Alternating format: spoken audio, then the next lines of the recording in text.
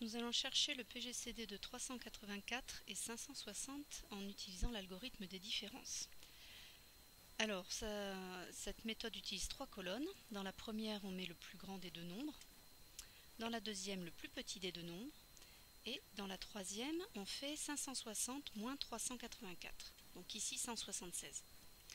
Il est déjà barré, ce nombre le plus grand, parce qu'on ne l'utilise plus à la deuxième ligne. C'est-à-dire qu'ici, on va mettre parmi les deux qui restent, le plus grand des deux, donc 384. Le plus petit, 176 dans la colonne mine, la différence entre les deux. On n'utilise pas le plus grand de la ligne pour remplir la troisième, on utilise 208 qui est alors le plus grand, 176. La différence entre les deux, 32, et on continue.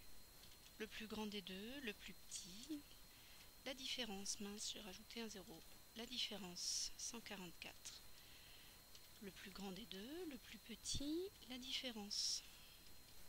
Le plus grand des deux, le plus petit, la différence. Et on continue comme ça jusqu'à atteindre une différence égale à 0. Voilà, c'est l'objectif, c'est ce qui nous fera arrêter l'algorithme.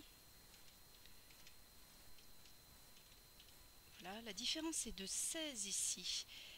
Et elle est mise en couleur parce que, voilà, on a obtenu la différence égale à 0. Et donc, le PGCD se trouve juste au-dessus de cette différence. C'est la dernière différence non nulle. Le PGCD de 2 vaut 16.